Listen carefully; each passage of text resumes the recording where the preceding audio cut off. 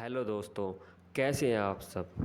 तो आज हम चर्चा करेंगे यूसीसी यूनिफॉर्म सिविल कोड के बारे में। क्या है यूसीसी, क्यों ये इतना चर्चा में है, क्या है इसकी ज़रूरत। तो आइए आज जानते हैं यूसीसी के बारे में। यह बात है उस समय की जब भारत में ब्रिटिश राज था। तो ब्रिटिश राज ने 3 लॉ अप्लाई किए थे। सबसे पहला क्रिमिनल लॉ, उसके अंदर 2 चीज़ें आती हैं, आईपीसी, सीआरपीसी। आईपीसी मतलब इंडियन पेनल कोड जो 1860 में आया था। सीआरपीसी मतलब क्रिमिनल प्रोसीजर कोड जो 1 अप्रैल 1974 में आया था। इस लॉ में किस अपराध के लिए कितनी सज़ा होगी, क्या सज़ा होगी, यह सभी धर्मों के लिए समान है। उसके बाद आया था कमर्शियल लॉ, व्यापार करने के लिए 1872 में। यह भी सभी धर्मों के लिए समान है। लेकिन तीसरे नंबर पे आया था सिविल लॉ। सिविल लॉ को सरकार ने उन्हीं के धर्म के ऊपर छोड़ दिया था। अलग अलग धर्मों के लिए ये अलग अलग लॉ है। सभी धर्म अपने अपने हिसाब से इस लॉ को कर सकते थे। इस लॉ के अंदर एक टॉपिक आता है पर्सनल। पर्सनल शादी, डाइवोर्स, बच्चा गोद लेना, ज़मीन वगैरह, ये सब सभी धर्म अपने हिसाब से कर सकते थे। इसीलिए इसी लॉ पर आज तक वाद विवाद चलता आया है। लेकिन यह लॉ अभी ही हेडलाइन में क्यों है? यह हेडलाइन में इसलिए है क्योंकि 2024 में इलेक्शन है। अब इसके अंदर है क्या? इसके अंदर आता है हिंदू मैरिज एक्ट जो हिंदुओं के लिए है, 1955 में लागू हुआ। ईसाई मैरिज एक्ट 1872 में। Parsi marriage act and divorce 1936 में। काजी एक्ट 1880 में। शरीयत लॉ जो मुस्लिम पर्सनल लॉ बोलते हैं 1937 में। इसी के ऊपर तो विवाद है, मुस्लिम पर्सनल लॉ के ऊपर। अब जानते हैं सामान्य नागरिक संहिता यूसीसी यूनिफॉर्म सिविल कोड के बारे में। यह एक सामाजिक मामलों से संबंधित कानून है जो सभी पंथ के लोगों के लिए। टॉपिक क्या क्या आते हैं इसमें? विवाह, तलाक, वसीयत, बच्चा गोद लेना, ये सबको समान रूप से लागू करे। मतलब अलग अलग धर्मों के लिए अलग अलग सिविल कानून ना हो, सबके लिए एक ही सिविल कानून हो। इसी को बोलते हैं यूनिफॉर्म सिविल कोड, सामान्य नागरिक संहिता। आज़ादी से पहले नेहरू जी ने भी इसका बहुत ही विरोध किया था, लेकिन बहुत से दबाव के कारण उन्हें शांत बैठना पड़ा। आज तक यह मुद्दा हर इलेक्शन के टाइम पर उठ जाता है, लेकिन कोई भी पार्टी इसे गंभीर रूप से नहीं लेती। जबकि बहुत बार यह मुद्दा अदालतों में भी उठ चुका है, जिसे हम जानेंगे आज। सबसे पहला केस आता है शाहबानू बेगम 1986 में।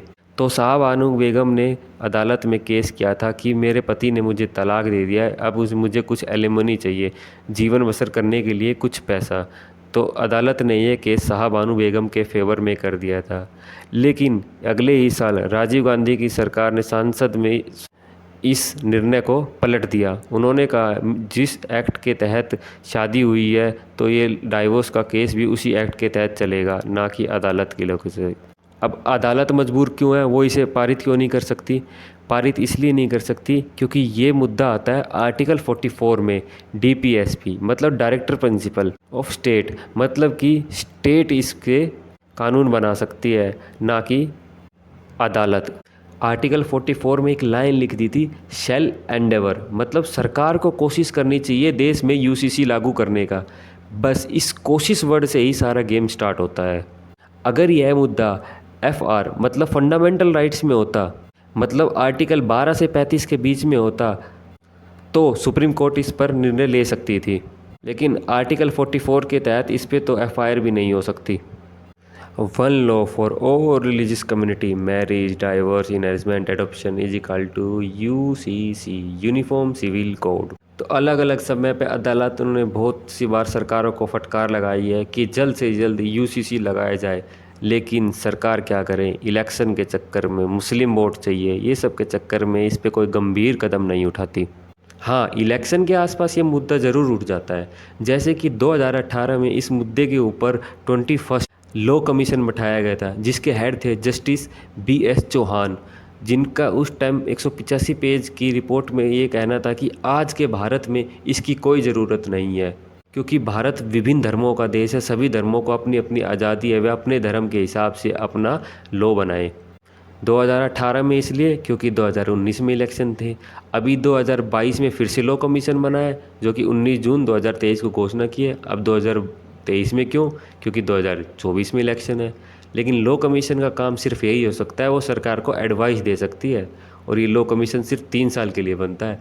अब मानना ना मानना, संसद में पास करवाना, ये तो हमारे सांसदों के हाथ में है। इसी लॉ के चलते जेबी कृपलानी और नेहरू जी के बीच में भी काफ़ी नाराज़गी चलती रही थी। खैर ये सब तो चलता रहता है। अब जानते हैं इसके जरिए मुस्लिम बच्चियों और महिलाओं का क्या फ़ायदा है। सबसे पहले उनका फ़ायदा है शादी। शादी के लिए एक मिनिमम एज हो जाती है कि इस एज से पहले शादी नहीं कर सकते। इंस्टेंट ट्रिपल डाइवोर्स मतलब 3 तलाक लेने में बहुत सी दिक्कतें आती हैं। तलाक के बाद पति को उनको कुछ ना कुछ एलिमनी देनी पड़ेगी। और पहले वो उनको कोई राइट नहीं था बच्चा अडॉप्ट करने का, अब वो चाइल्ड भी अडॉप्ट कर पाएंगी और पिता की प्रॉपर्टी में बराबर का हिस्सा भी मिलेगा। लेकिन इसमें दिक्कतें होती हैं मुस्लिम आदमियों को। क्यों? वो सिर्फ एबल हो जाएंगे एक ही मैरिज के लिए, उससे ज़्यादा एक से ज़्यादा मैरिज करने में भी बहुत सी दिक्कतें आएंगी उनको। दूसरा, पिता की प्रॉपर्टी में सिस्टर को भी आधा हिस्सा देना पड़ेगा। अगर इतने ही मानने वाले हैं अपने धर्म को, उनका मानना है कि मुस्लिम पर्सनल लॉ जो है, उनका मानना है शरीयत 1400 साल पुराना है, हम इसी को मानेंगे। इतना ही मानने वाला है तो शरीयत के क्रिमिनल लॉ को भी माने, जिसमें चोरी करने पर हाथ भी काट देते हैं, शराब पीने पर कोड़ों से मारा जाता है और भी बहुत से अपराधों पर पत्थरों से मारा जाता है। लेकिन नहीं, उसको लागू नहीं करेंगे, उसमें उनको दिक्कत है। शरीयत को भी पूरा लागू नहीं कर रहे हैं, सिर्फ वो लागू कर रहे हैं जिसमें आदमियों का फ़ायदा होता हो। All India Muslim personal law board oppose क्यों कर रही है यूसीसी का?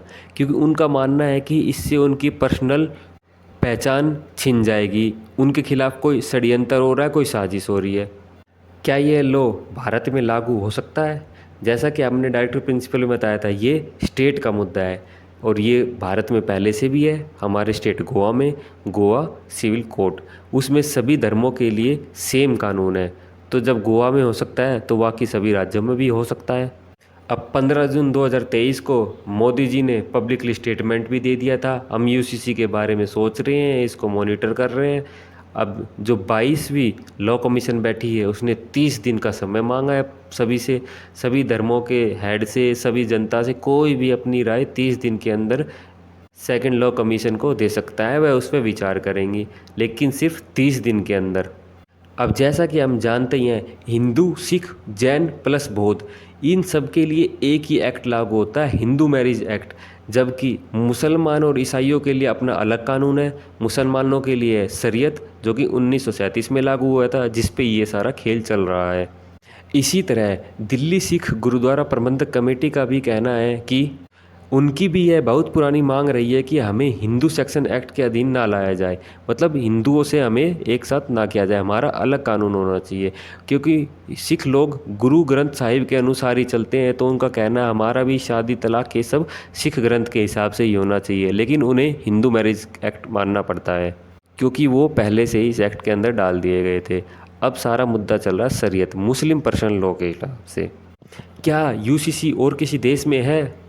हाँ, ये बहुत से देशों में है, जैसे America, Ireland, Bangladesh, Indonesia, Sudan, Turkey और सबसे ज़रूरी पाकिस्तान। हाँ, पाकिस्तान में भी यूसीसी लागू है, लेकिन हिंदुस्तान में नहीं है। हाँ, वही पाकिस्तान जहाँ के मुसलमानों का कहना है कि भारत के मुसलमानों को भी पाकिस्तान में आ जाना चाहिए, क्योंकि भारत में भारत के मुसलमानों का हनन हो रहा है। लेकिन जबकि पाकिस्तान में पहले से ही यूसीसी लागू है। अब देखते हैं सेकंड 22nd लॉ कमीशन इसके बारे में क्या अपनी राय देता है। 30 दिन का समय है, ये मुद्दे तो चलते रहेंगे। तो कैसे लगा यूसीसी, ज़रूर बताइए।